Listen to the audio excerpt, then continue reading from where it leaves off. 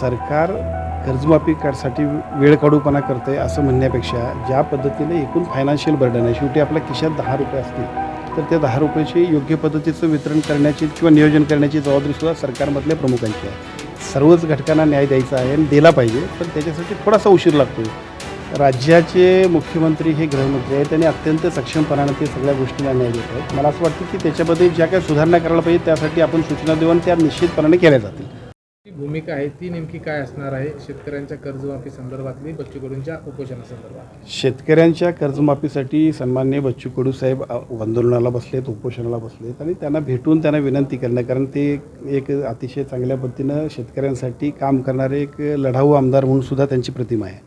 त्यामुळे एका बाजूला हा प्रश्न सुटला पाहिजे, कारण सगळेजण आपण शेतकऱ्यांप्रती आणि सर्वसामान्य नागरिकांप्रती काम करत असतो, परंतु बच्चू भाऊंचा तब्येतसुद्धा खूप महत्त्वाची आहे आणि त्यामुळे उदय सामंत साहेब विनंती करायला गेले असणार की बाबा हा आपण प्रश्नही सोडूया, पण प्रश्न सोडवताना तुमचीही काळजी घेणं गरजेचं आहे, त्यासाठी ते गेले असणार. सरकार कर्जमाफी करण्यासाठी वेळ काढूपणा करते असं राजू म्हणतात.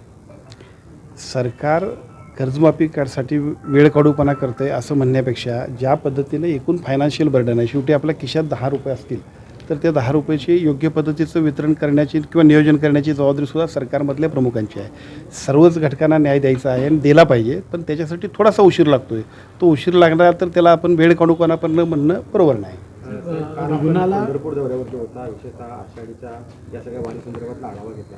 कसं नियोजन असणार? एकीकडे कोरोनाचं संकट राज्यावरती गुंगावते, अनेक रुग्ण वाढत आहेत, दुसरीकडे यात्रा देखील आहे, कसं नियोजन असणार आहे? दरवर्षी महाराष्ट्राची परंपरा आहे की या वारीच्या निमित्तानं लाखो भाविक, लाखो वारकरी पांडुरंगाच्या दर्शनाला जात असतात. याच दर्शनाला जात असताना त्यांच्या आरोग्याची सुविधा आणि आरोग्याची काळजी घेणं हे आरोग्य विभागाची जबाबदारी आहे आणि अतिशय चांगल्या पद्धतीने त्याचं नियोजन करून अतिशय योग्य अशा पद्धतीचं संपूर्ण डॉक्टर्स असतील, सगळ्या बाईक ॲम्ब्युलन्स असतील, कार्डियक ॲम्ब्युलन्स असतील, आमचा 1500च्या आसपास जवळपास स्टाफ आहे की तो सगळा स्टाफ तिथं उपलब्ध करून ठेवणं, ICU उपलब्ध करून ठेवणं आणि 11th आवरला कुठलीही इमर्जन्सी आज जरी झाली तरीसुद्धा सर्व भाविकांची सोय आरोग्याच्या दृष्टिकोनातून घेणं, या काळजी घेणं, या सगळ्यासाठी कालच्या बैठकीमध्ये अतिशय चांगल्या पद्धतीचं नियोजन आम्ही केलं आहे.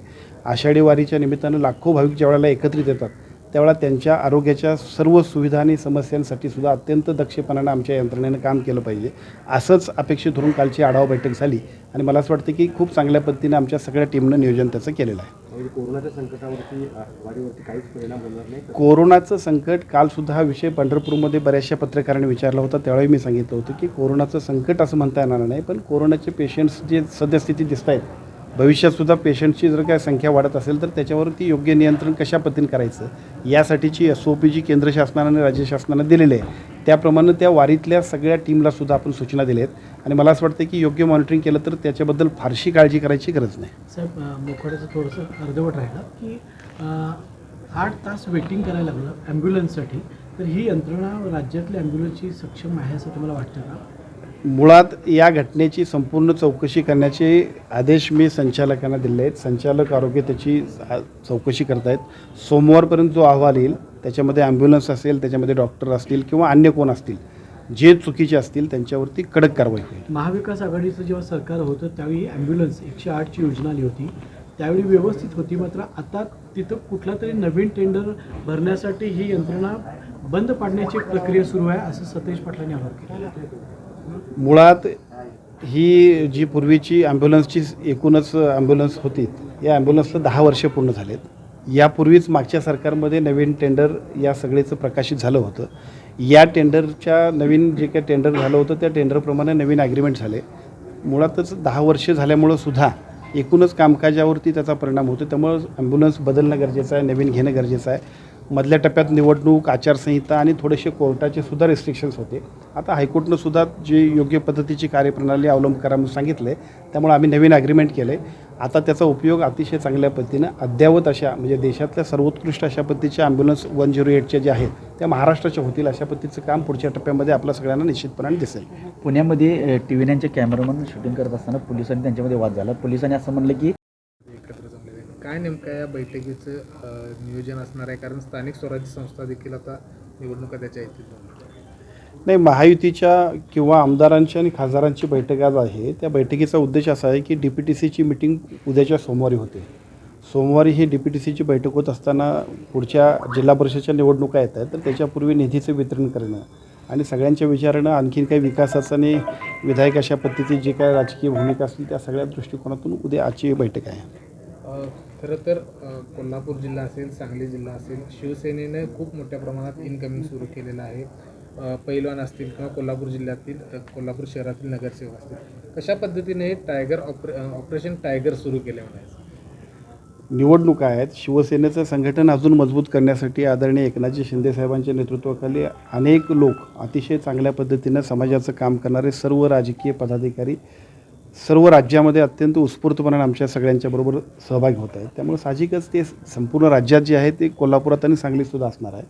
या सगळ्याचा उपयोग इतका चांगला होईल की उद्याच्या निवडणुकांमध्ये सुद्धा निश्चितपणानं अतिशय भरीव कामगिरी करण्यासाठी शिवसेनेला त्याचा फायदा होईल. पण सतेज पाटील असं म्हटलं की कुठलंही ऑपरेशन जनतेच्या आणि आमच्यामध्ये कुठलंही ऑपरेशन चालणार नाही. सतेज ऑपरेशन पाटील टायगरचा काय फरक पडणार नाही. ते पण मुळात ह्याला ऑपरेशन टायगर कोण म्हणाले हा पहिला प्रश्न आहे. आणि दुसरा मुद्दा असा आहे की शिवसेनेचं संघटन वाढवणं ही आमची जबाबदारी आहे आणि ते करण्यासाठी आम्ही सगळी मंडळी अजून चांगल्या पद्धतीने काम करणं अपेक्षित आहे. ते सगळीकडेच आपण करतो आहे, त्यातलाच तो भाग आहे. आज मोखाड्यामध्ये रुग्णवाहिकेचा एक प्रश्न आलेला आहे की वेळेत पोचली नाही, त्यामुळं गर्भामध्ये त्या बाळाचा मृत्यू झाल्याची एक बातमी समोर येते. काय आउटपुट्स आहेत, काय घेतलं तुम्ही? मी आरोग्याचे संचालकांना मी सूचना दिलेल्या आहेत. चौकशी करून सोमवारपर्यंत त्याच्यावरती वस्तुस्थितीचा अहवाल येईल आणि जे जे दोषी असतील त्या सगळ्यांच्यावरती कडक कारवाई केली जाईल. आज पुण्यामध्ये एका सभेमध्ये शेतकऱ्यांनी अजितदादांच्या सभेमध्ये गोंधळ घातला. कर्जमाफी मागावी यासाठी गोंधळ घातला, काय सांगा? नाही, दोन गोष्टी खूप महत्त्वाच्या आहेत की एका बाजूला राज्याच्या एकूण सगळं राज्य चालवत असताना ज्या पद्धतीने लाडक्या बहिणींच्या सगळ्या फायनान्शियल सगळा जो काही बर्डन आहे ते सगळं पूर्ण करता थोडीशी या कर्जमाफीमध्ये थोडा उशीर होतो आहे. परंतु निश्चितपणाने एकदा निर्णय शासन ज्या वेळेला घेईल त्यावेळेला तो सगळ्या शेतकऱ्यांच्या दृष्टीने हिताचा असेल किंवा त्या सगळ्यांना निश्चितपणाने दिलासा देणार असेल. आज बच्चू कडूंच्या भेटीसाठी